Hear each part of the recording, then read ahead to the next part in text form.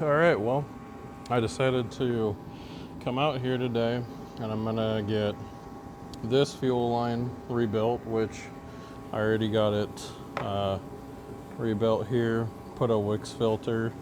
It's a 33003, so that's for the 3/8 end fitting for 3/8 hose. 33002 is 5/16, and I believe 33001 is 1/4 inch. But I've been meaning to do this, I just haven't had a reason because this hose is crispy. I mean, it's stiff too, but it definitely needed to get replaced. Tried to use the factory hardware, but I guess despite the fact that it is a 3/8 opening, I guess this is still thinner, so these didn't end up actually working. But thankfully I had some of these laying around.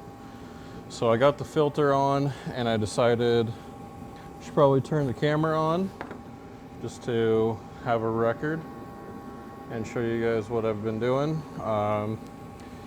I got this carburetor mounting gasket. This is for the 83 Honda. I probably should have mentioned that.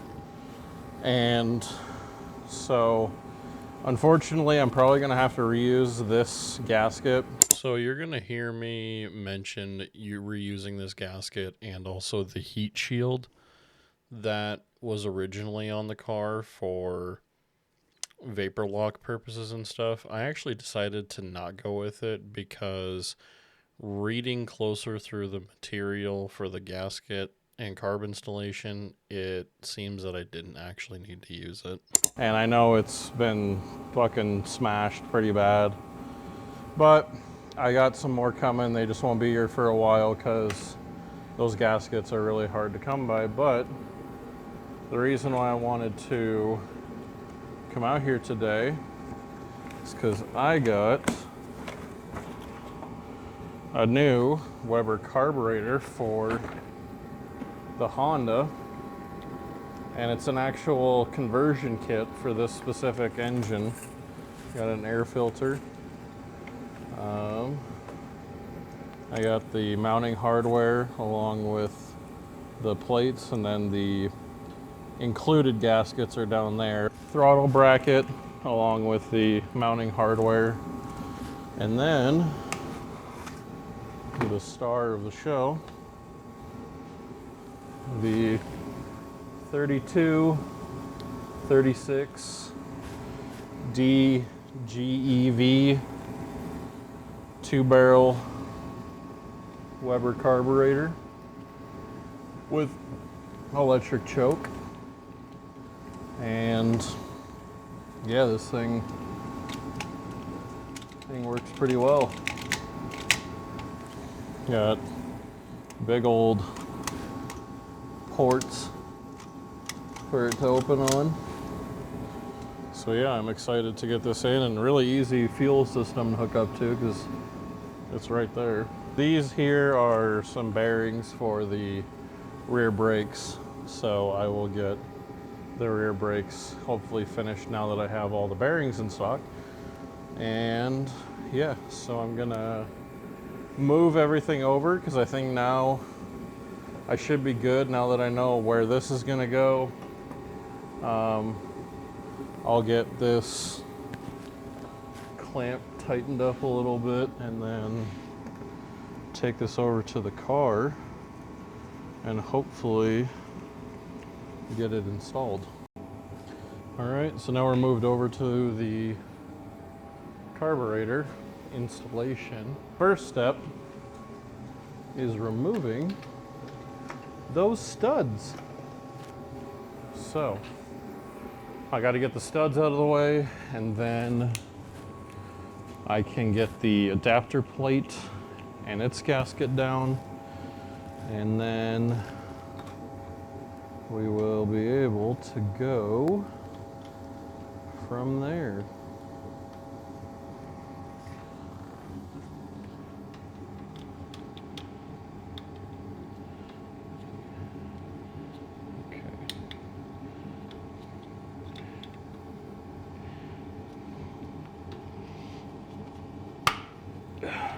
Wow, that was surprisingly easy for that one at least.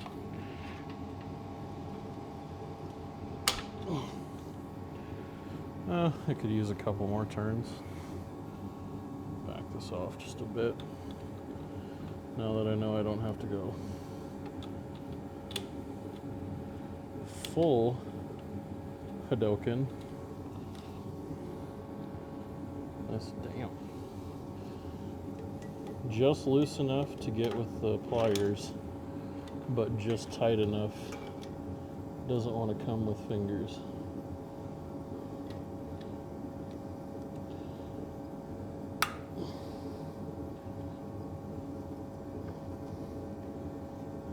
Oh, I think I found the magic angle.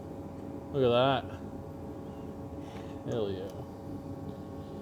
I could probably get that one by hand now. Just barely. But it's coming. I should just use the vice grips all the way out. There we go. Yeah, see? Some more evidence of that silicone. But, oh well. Won't be needing them anymore, so don't need to worry about it.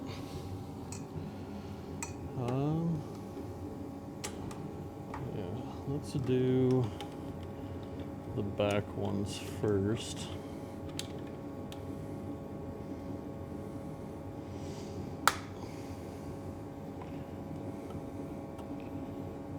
Hell yeah.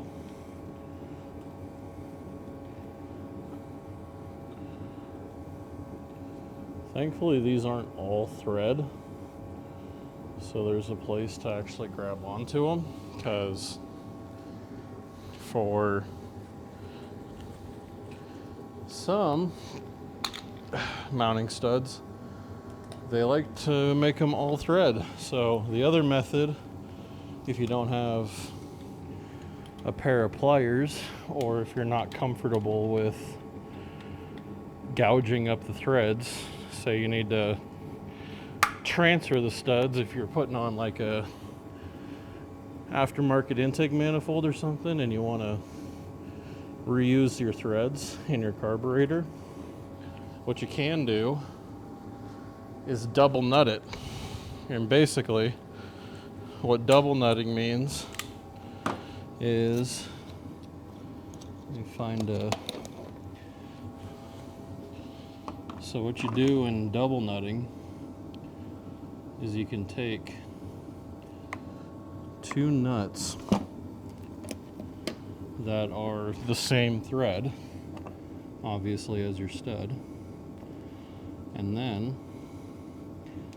take these two nuts, you jam them together, so you torque this one this way, this one this way, and you basically tighten them down and they seal together really, really hard. And then you put your wrench on the bottom one and you can back the whole stud out, because it's going to try to force it up into your top one here, but this isn't going to give, but this will, because it's threaded on the bottom.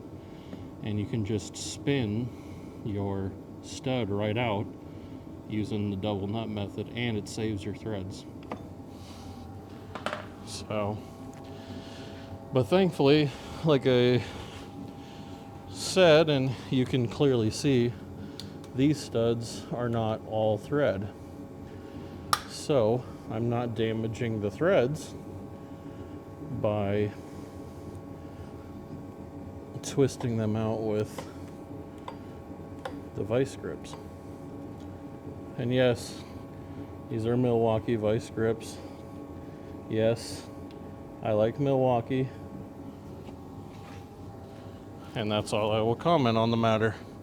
You know what? Fuck it. I don't know why. I was just looking at it and I decided I want to see the raw. That one don't want to line up very well. There we go. It was upside down. Cool. Now we need the adapter plate which is this guy right here. Trying to be careful because there's bolts down there. And we take our adapter plate and get that on there. And then we can use the countersunk screws, these bad boys. And then just get them started by hand.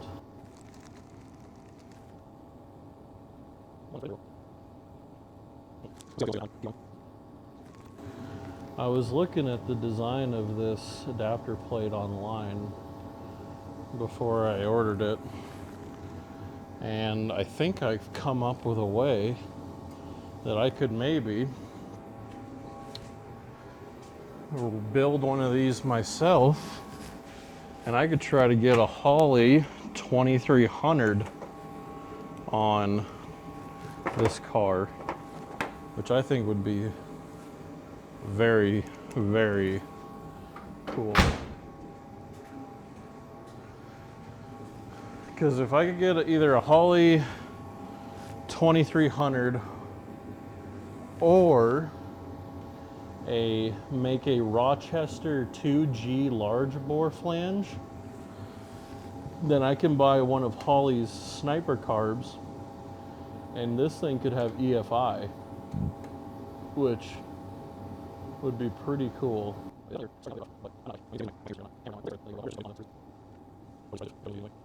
One thing I really love is, oh, sorry, I hit you guys. They don't include any torque specs.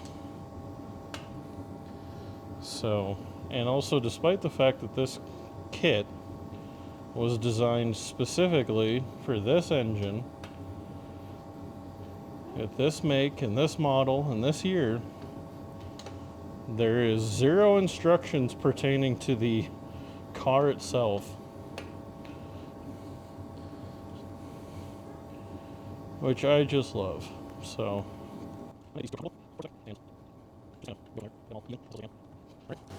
that should be good enough. Now we get to put on the adapter gasket, which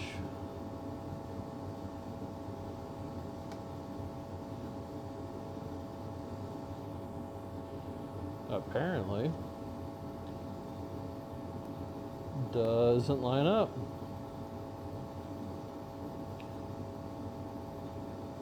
Huh. There we go. I just had it upside down and twisted the wrong way.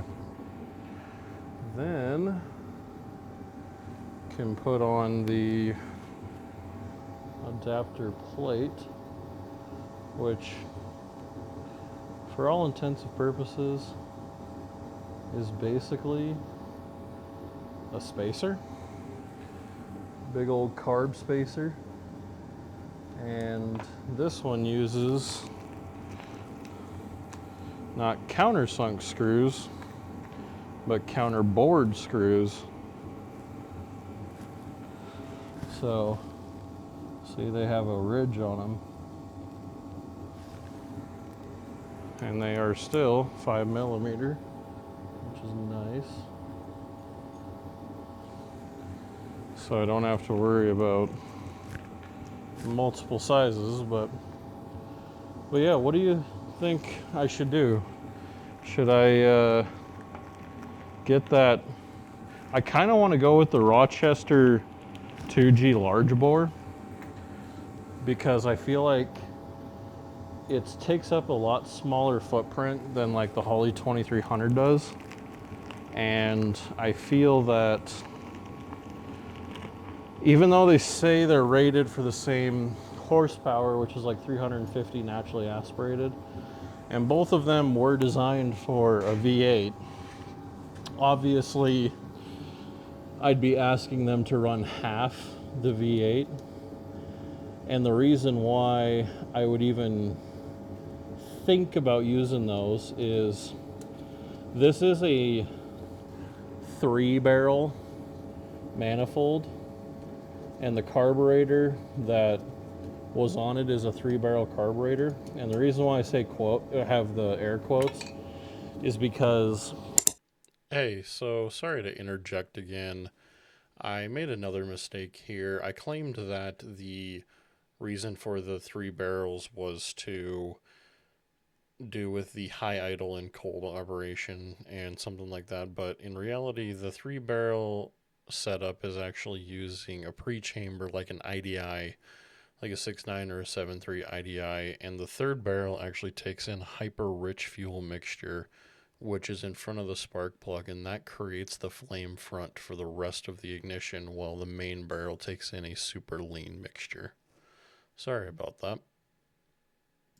Which, I don't know if you saw, but on the bottom of this outer plate here, or this one right here, there's a little slit cut right here, which connects this barrel that you can see here and that 3rd barrel up there. And what that's going to do is basically going to be a mechanical hard limit for the fuel. Is just going to be mechanically metered through that little notch cut in the plate.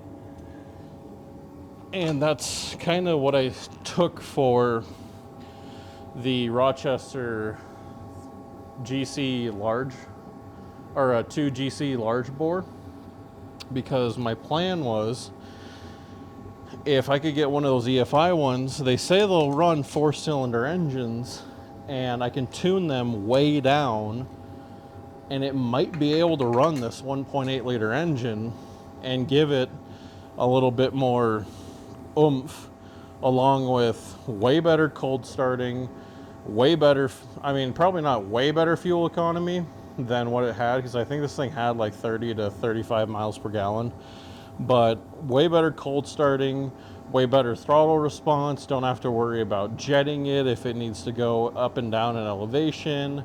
I don't have to worry about ethanol, which is going to be a big problem with this one. I'm going to have to either seek out ethanol-free fuel, which I think there's one gas station in town that sells ethanol-free premium, or I'm going to have to use a fuel stabilizer every single fuel fill up, because ethanol destroys carburetors, because carburetors were never designed to run on ethanol. They were designed to run on either leaded gas or unleaded gas, but not ethanol unleaded gas. So that's kind of a problem.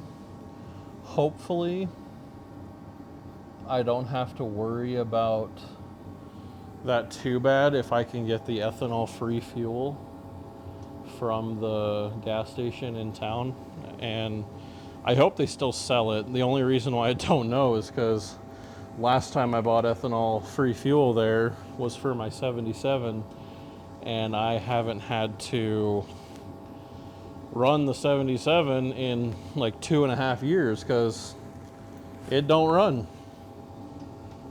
But so yeah, as you can see here, I'm getting the studs installed.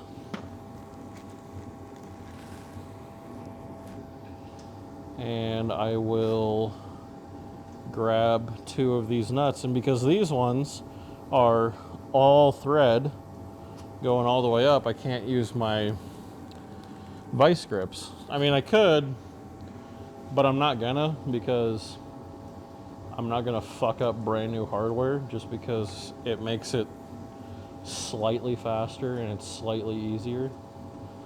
That seems like a fucking dumb excuse.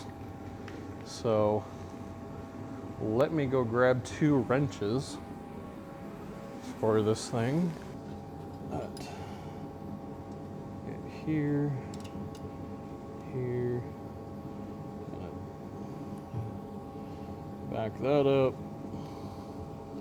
tighten that down, and now for installing them, I'm going to want to go the opposite way of how I told you for removal. But Same concept, and as you can see, it works really well because it basically turns the head of the stud into the top of like a bolt.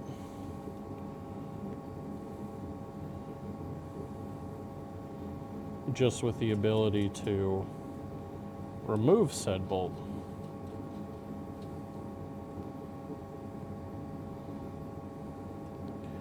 And ideally, you do want this to at least engage on all the threads, because it is pretty hard on the stud, especially if you like don't know what you're doing, because you're essentially stretching the threads between themselves, and yeah, you don't want to be doing that too hard.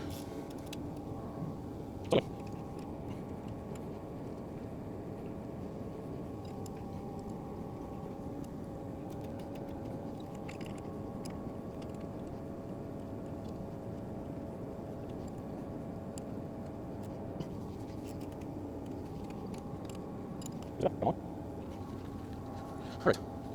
Now the final piece of this trifecta is the actual carburetor gasket, which I think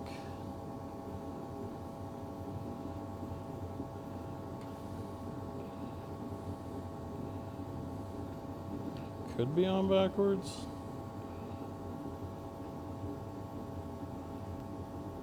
Oh yeah, that fits way better. All right, cool. We have the gasket on.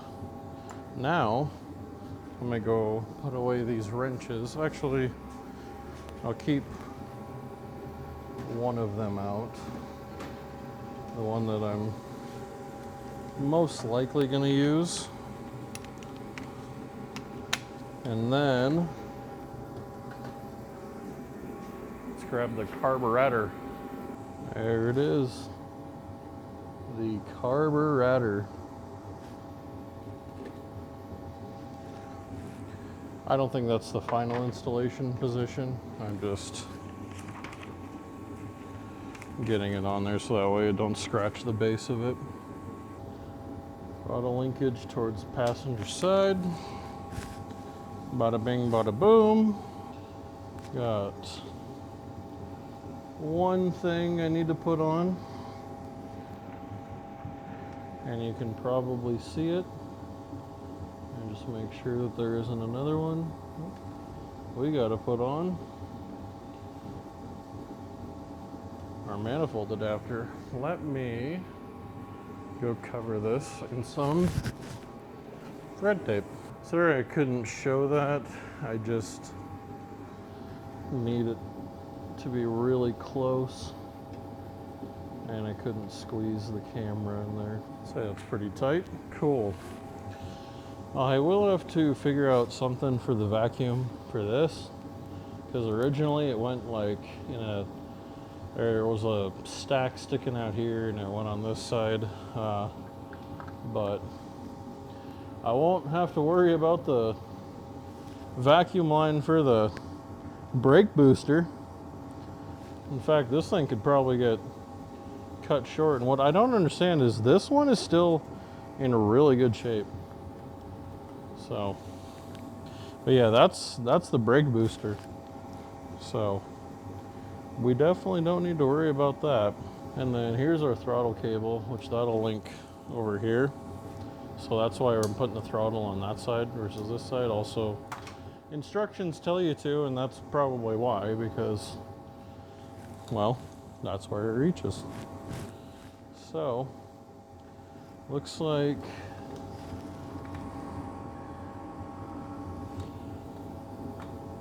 wow, I could probably cut that fuel line back quite a ways, because I'm on the, well, I'm not on it, but I'm right next to it, and yeah, that is a lot more, because it just needs to go here, unless I move this one over here, and then I could like sneak it around this side, but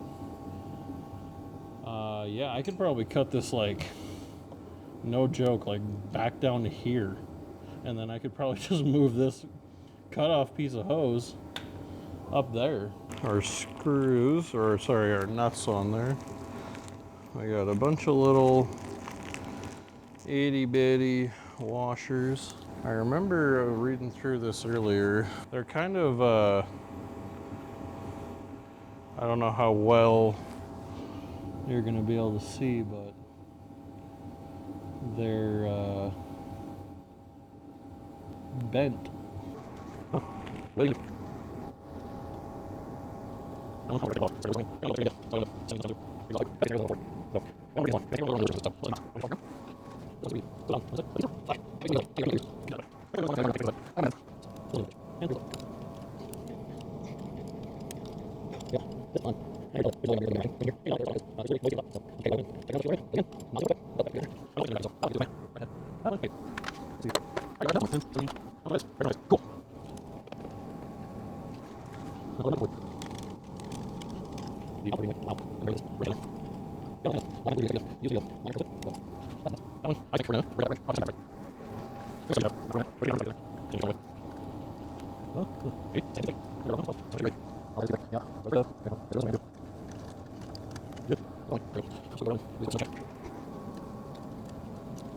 Next thing I gotta do is get the throttle linkage on.